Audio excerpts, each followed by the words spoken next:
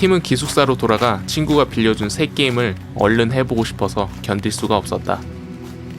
그는 도시 전설과 관련된 인기 온라인 게임의 불법 복제 베타 버전을 손에 넣은 것으로 추정된다.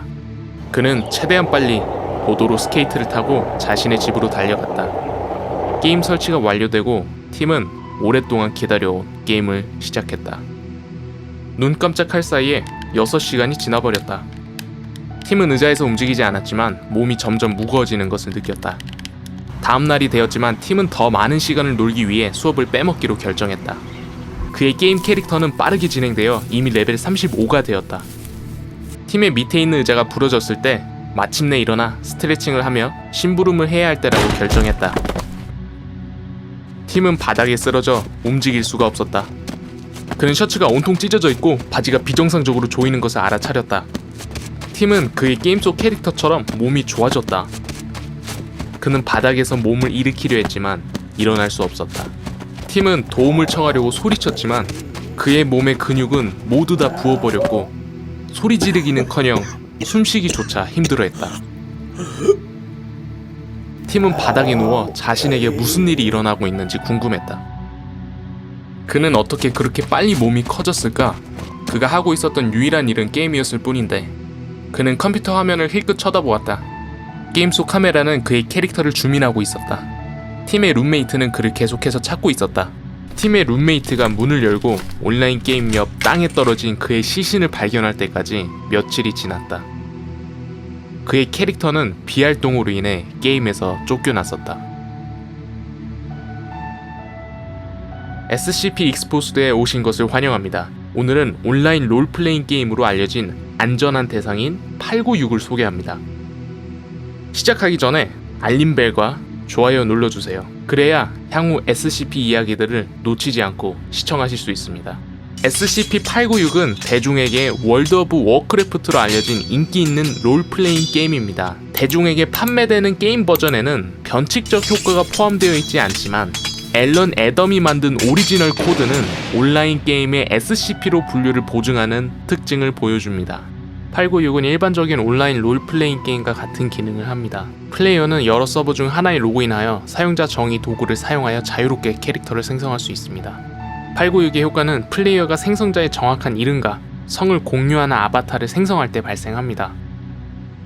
이렇게 되면 사용자는 각인을 통해 아바타와 연결됩니다. 일단 연결되면 온라인 아바타의 능력치 변경 사항은 플레이어에게 직접적인 영향을 미칩니다. 연구원들은 이것이 어떻게 가능한지 아직 확신하지 못하지만 SCP를 플레이하는 동안 사용자의 정신 상태와 관련이 있을 수 있다는 이론을 제시합니다. SCP-896에는 스킬 포인트를 할당할 수 있는 6개의 기본 캐릭터 능력치가 있으며 이는 캐릭터 성장 특정 측면에 직접적인 영향을 미칩니다. 이 능력치는 힘이며 아바타의 능력치를 증가시킵니다. 체력, 음식, 물 또는 수면 없이 아바타가 더 오래 갈 수 있게 해줍니다. 또한 육체적 지구력과 물리적 손상과 질병에 대한 저항력을 증가시킵니다. 카리스마, 아바타에게 다른 사람에 대한 깊은 이해와 이를 활용할 수 있는 능력을 부여합니다. 지능, 보유하고 있는 정보의 양을 늘려 문제 해결을 더 쉽게 만듭니다. 그리고 지혜, 수동적인 효과를 가진 도덕적, 윤리적인 버프입니다. 896에 이미 널리 알려진 대중의 인식으로 인해 896은 더 이상 격리할 수 없습니다. SCP의 변칙적 속성이 대부분 중화되었기 때문에 게임 자체의 제작 및 판매가 허용됩니다. SCP-896의 오리지널 코드를 호스팅하는 서버는 재단 내 사이트 15에 수용되어 있습니다. 5대의 표준 데스크탑 컴퓨터가 서버에 직접 연결됩니다.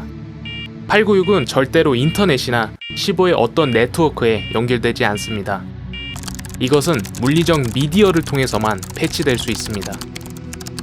책임과 귀중한 재단의 데이터 손실 가능성이 있기 때문에 4등급 이하 재단 직원은 SCP-896을 사용할 수 없습니다. D등급 직원과 함께 수행된 896의 모든 실험은 변칙적 영향을 모니터링해야 합니다. 보안 침해가 발생하지 않도록 각 개인에 대해 격리 절차를 변경해야 합니다. 최근 896에 대한 기밀 해제된 복구 로그에서 베타 코드가 사내 이메일을 가로채는 것과 같은 변칙적인 효과를 나타냈다는 보고가 있었습니다. 코드는 빠르게 패치되어 생산을 계속할 수 있었습니다. 재단이 실시하는 1단계 실험에서는 5명의 D등급 직원을 선발하여 한 조로 편성했습니다.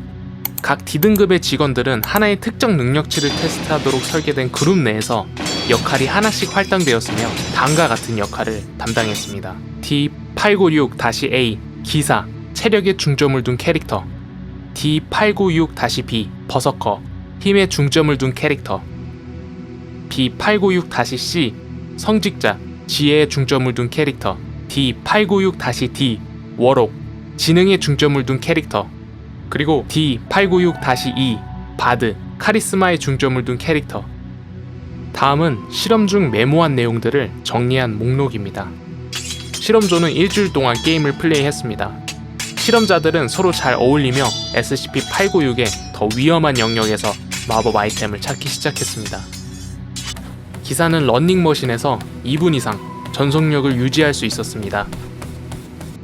통증 내성도 향상되었습니다. 버서커는 더 근육질 체격이 발달하기 시작했으며 대조군 테스트보다 9% 더 들어올릴 수 있었습니다. 바드의 능력은 예상대로 수치화하기 어려웠습니다. 워록의 정보 습득 및 적용 능력이 극적으로 향상되었습니다. 성직자는 SCP 그리고 인간 실험의 윤리와 목적에 관해 연구원들과 고도로 조직적이고 논리적인 토론을 실시하기 시작했습니다. 실험자들은 2주 동안 게임을 하고 있습니다.